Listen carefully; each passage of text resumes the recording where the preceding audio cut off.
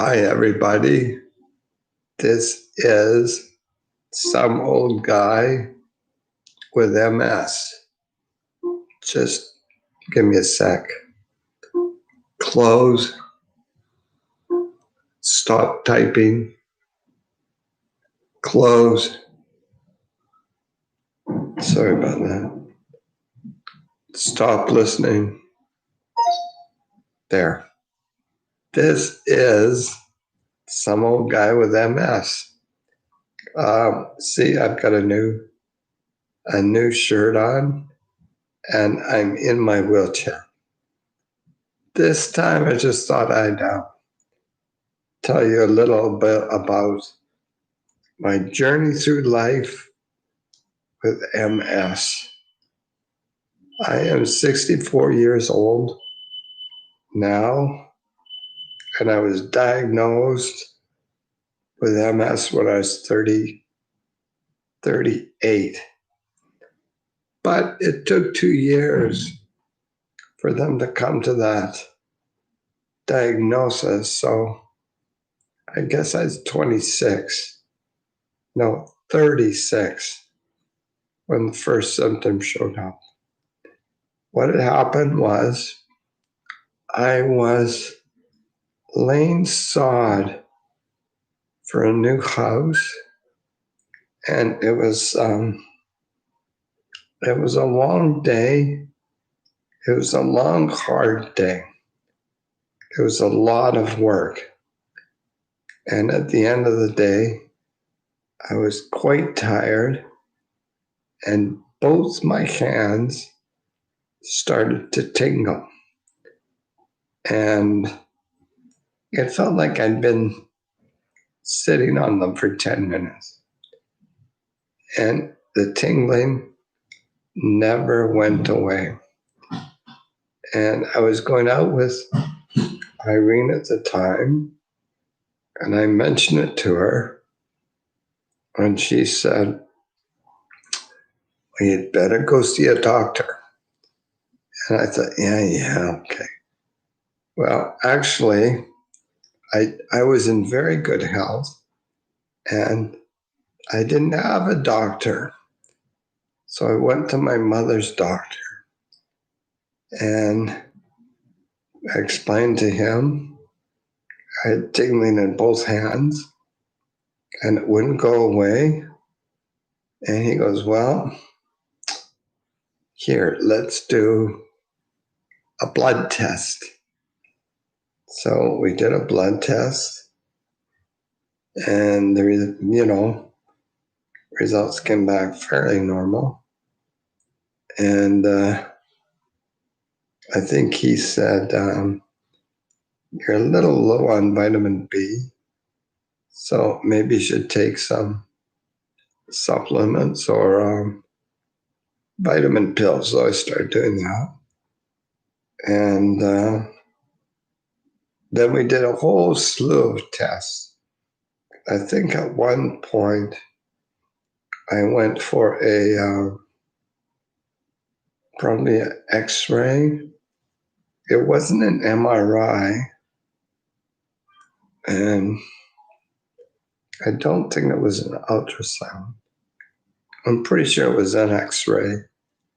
And, there's nothing unusual. And he sent me to this other specialist. And I remember having all these electrodes attached to the top of my head and watching a black and white grid on a TV and watching the grid move. And yeah, nothing came of that. Then they sent me to another specialist, and I think he did another blood test. And he said, yeah, you're very low on vitamin B. Take vitamin B supplements. So I did that. And, I'd go to the doctor. He'd send me somewhere. we get the results back, and he go, and send me somewhere else. And this went on for a year. And I must admit, I didn't particularly like my mom's doctor because, like, I don't know if this is common practice, but like, for example, I'd go in, explain what was wrong. He sent me for a blood test. Well, I don't know when the results come back, so I'm waiting and waiting and waiting for them to call. So I called their office, and I said, yeah, I was in for a blood test, and no one's called me back. I want to know if you got the results. And the receptionist says, well, yeah, we've got the results. We're waiting for you to make an appointment to get them. And I'm like, well, how am I supposed to know you've got the results unless you tell me? And she says, well, you got to wait a little while, make an appointment to get the results. I was like, yeah, okay, whatever. And then when I go see him, he would always start out by, come rushing into the room where I am, and he'd go, hi, Roy. What could I do for you today? And it's like, you've been seeing me for like a year. Don't you know what I want? But so I'd say, yeah, I'm here because my hands are tingling and we're trying to figure it out. And they go, oh yeah, that's right. Well, let's see, blah, blah, blah. So I didn't particularly like him. And I said to Irene, I said, I've gone to him for a year. There's no answer. There's nothing for me to do or take. My hands are still tingling. I'm not going back. And then Irene says, well, why don't you come to my doctor? So I went to her doctor, and he's actually a very nice guy. I explained what the situation was. He banged my knees and my elbow. And that was a little hammer to see my reactions. And, we talked a bit. And he said, you got tingling in both hands. I says, yes, the same, both hands. And so he goes, well, it's not a pinched nerve because that would just be one side. And then he says to me, well, I have no idea. I'm going to send you to a specialist, a neurologist, and we'll see what he says. So he sent me to St. Paul's Hospital. I saw the neurologist there again for about a year. We did all the same tests. And I told him, I says, he's going to send me for one test. And I said, yeah, I've already done that. And the specialist says, well, just humor me. Let's do them all over again. So it was about a year. And the very last thing we did was an MRI. And after that, he says to me, well, I am 90% sure you've got MS. And I'm like, really? Wow. I mean, that wasn't even on the horizon for me. And he goes, yeah, I'm pretty sure it's MS. And I remember saying to him, I says, well, look, don't tell me today. Let me make an appointment for next week. You tell me then. So it'll give me a week to go buy some life insurance. And we both sort of laughed. And he says, yeah, I'm sorry. I can't do that. Which is probably just as well because here I am, 64, and I haven't kicked off yet. So life insurance has probably been a waste of time. So then I saw him for about 2 years. And then he said, oh, in that time I had a thing with my right eye. I couldn't see out of my right eye properly. It actually looked like, it was like I was looking through a screen door, but I couldn't see the screen. It's just everything was really, really low resolution. Like I'd have to stare at things for like 5 minutes to figure out what it was, you know? But it was just my right eye. And then after about 2 months or 3 months, it came back about 90%, right? And then there were other things I just can't remember. And after each one, that the neurologist at St. Paul's would do this kind of test or that. You know, I remember one thing he did is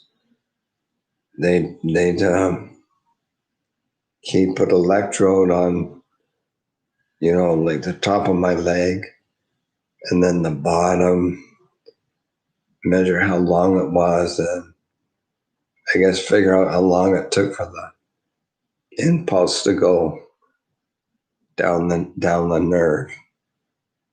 And anyway, it was about 2 years. And then he says, you know, Roy, oh yeah, my name's Roy. He says, I really think you should go to the MS clinic at UBC. So I did. And they got me on a drug trial for Avonex.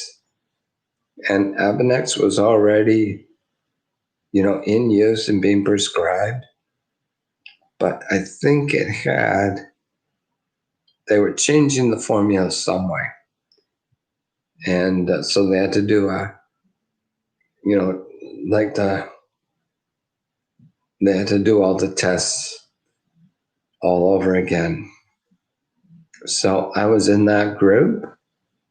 I did this Avonex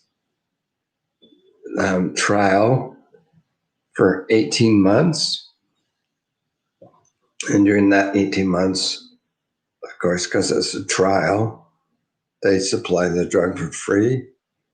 And then to say thanks to me, they gave me Avonex for another 18 months. And then after that, the big thing at UBC was that the government would pay for the drug if you had had 2 concurrent relapses within a year. Well, because I was on this drug, I hadn't had any relapses. So there was bit of a discussion, I guess, but in the end, the government picked up the tab on most of it. And I was on it for another, I don't know, I think like 10 years, something like that. And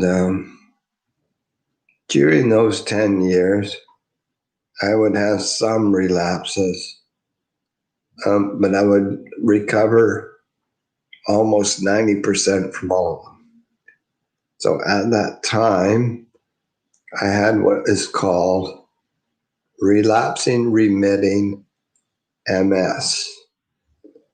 And then I guess in about the 11th or 12th year, Avonex didn't seem to be working anymore. I was just slowly getting worse and getting worse. So they put me on a chemotherapy thing. I did that for like a year and there was no change. So I said, yeah, I don't want to do this anymore. So I quit about halfway through. They were not happy with me, but I don't want to do it if it's not working. And then after that, I went on Copaxone for a year, and it really didn't seem to do anything. And during this time, I was probably still walking, but with a cane, and I was getting worse and worse and worse.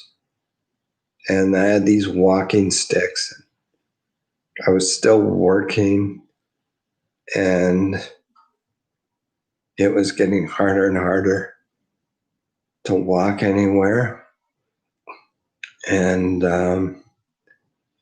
during that time, my wife, I was driving, but then my wife, I told her, you got to start driving. So she drove, she drove us to work.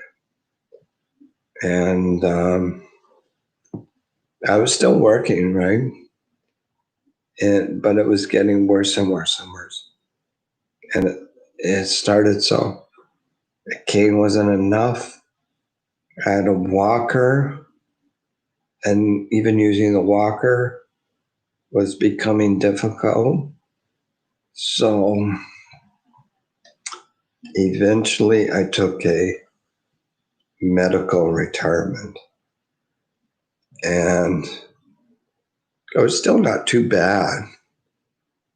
And I got an electric wheelchair through our health insurance, and I used that for a while, and I was getting worse and worse and worse.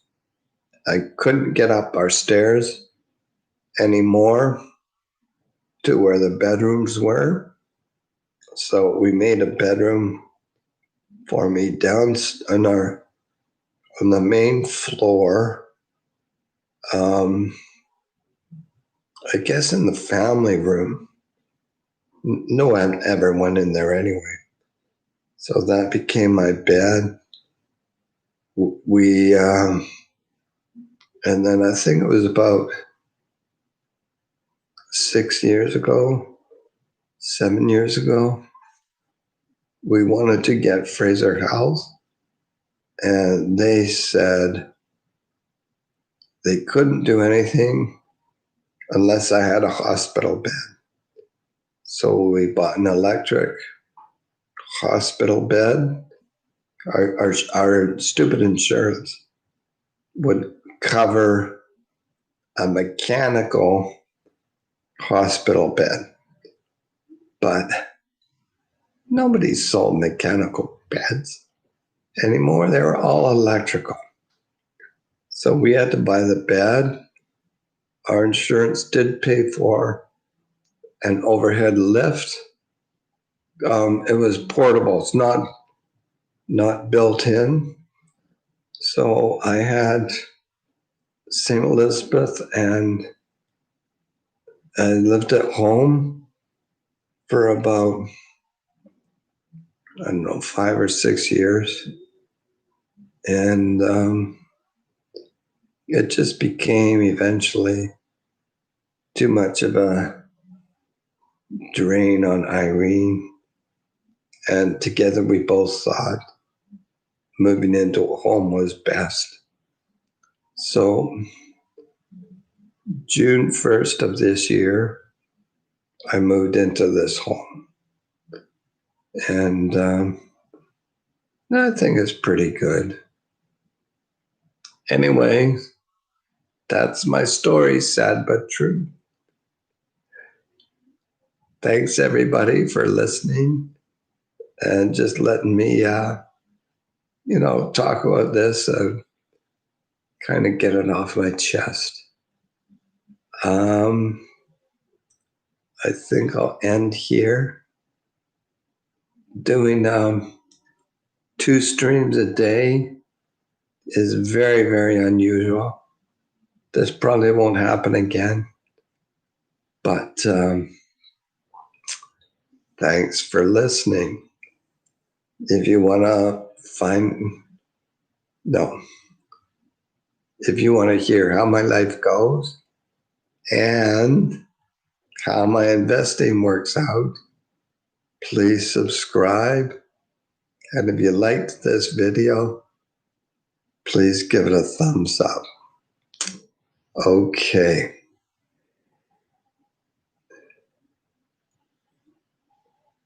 End of transmission. Okay, this isn't for you. Start listening. Start mouse grid. 8, 8, 1, click. Mouse grid. 5, 9, back. 5, 9, 3, 8, click.